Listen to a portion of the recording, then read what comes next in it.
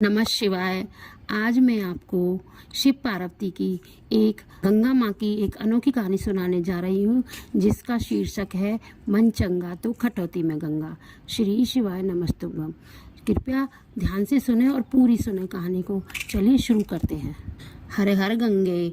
एक बार भगवान शिव जी पार्वती जी के साथ हरिद्वार में घूम रहे थे। पार्वती जी ने देखा कि सहस्त्रों मनुष्य गंगा में नहाकर हर हर गंगे कहते चले जा रहे हैं, परंतु सभी दुखी और पाप परायण हैं। तब पार्वती जी ने बड़े आश्चर्य से शिव से पूछा कि हे देव, गंगा में इतनी बार स्नान करने पर भी इनके पाप और दुखों का नाश क्यों नहीं हुआ है? क्या गंगा में पापों के नाश का सामर्थ्य नहीं रहा है? तब शिव जी ने पार्वती जी से कहा, प्रिय, गंगा में तो वही सामर्थ्य है, परंतु इन लोगों ने पाप नाशनी गंगा में स्नान ही नहीं किया है, तब इन्हें लाभ कैसे होगा? पार्वती जी ने आश्चर्य से कहा, स्नान कैसे नहीं किया है? सभी तो नहा कर आ रहे हैं, अभी तक तो इनके शरीर भी नहीं सूखे हैं। शिव जी ने कहा, ये केवल जल में डुबकी लगाकर आ रहे हैं, तुम्हें इसका रहस्य कल समझाऊंगा। दूसरे दिन बड़े जोर की बरसात होने लगी। गलियां कीचड़ से भर गई। एक चौड़े रास्ते में एक गहरा गड्ढा था, चारों ओर कीचड़ भरा हुआ था। शिवजी ने लीला से वृद्ध रूप धारण किया और दीन विवश की तरह गड्ढे में जाकर ऐसे पड़े जैसे कोई मनुष्य चलता हुआ गड्ढे में गिर पड़ा है और निकलने की चेष्टा करने पर भी निकल नहीं पा रहा है। पार्वती जी को शिव जी ने यह समझाकर गड्ढे के पास बैठा दिया कि देखो, तुम लोगों को सुनो सुनो कर यूं पुकारती रहो कि मेरे वृद्ध पति अकस्मात गड्ढे में गिर पड़े हैं, कोई पुण्यात्मा इन्हें निकाल कर इनके प्राण बचाए और मुझ असहाय अभागिन की सहायता करे। शिव जी ने कहा, जब कोई गड्ढे से मुझे निकालने को तैयार हो, तब बस इतना और कह देना कि मेरे पति सर्वदा निष्पाप हैं, इन्हें वही छुए जो स्वयं निष्पाप हो।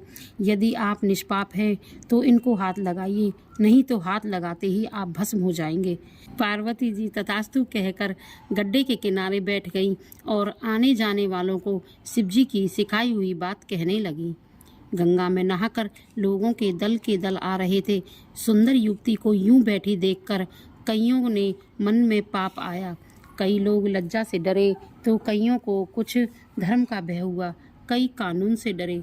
कुछ लोगों ने तो पार्वती जी को यह भी सुना दिया कि मरने दे बुढ़े को, क्यों उसके लिए रोती है। आगे और कुछ दयालु सच्चरित्र पुरुष थे, उन्होंने करुणावश युवती के पति को निकालना चाहा, परंतु पार्वती जी के वचन सुनकर वे भी रुक गए। उन्होंने सोचा कि हम गंगा में नहाकर आए हैं तो क्या हुआ, पापी तो है ही, कहीं हाथ न जल जाए। बूढ़े को निकालने की वजह से इस स्त्री के कहे अनुसार हम स्वयं भस्म न हो जाएं।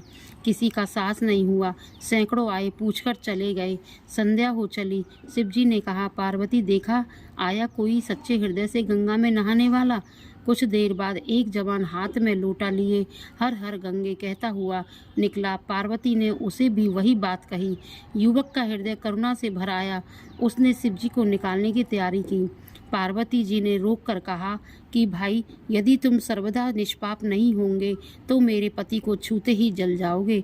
उसने उसी समय बिना किसी संकोच के दृढ़ निश्चय के साथ पार्वती से कहा कि माता, मेरे निष्पाप होने में तुझे संदेह क्यों होगा? देखती नहीं, मैं अभी गंगा नहाकर आया हूँ। गंगा में गोता लगाने के बाद कभी पाप रहते हैं भला? आपके पति को अभी निकालता हूँ। इतने में युवक ने बूढ़े को ऊपर उठा लिया। शिव पार्वती ने उसे धर्माधिकारी समझकर अपना असली रूप प्रकट कर उसे दर्शन देकर कृतार्थ किया। शिव जी ने पार्वती से कहा कि इतने लोगों में से इस एक ने ही गंगा स्नान किया है, तो मन चंगा तो खटौती में गंगा। बोलो श्री शिवाय नमस्तुभ्यम।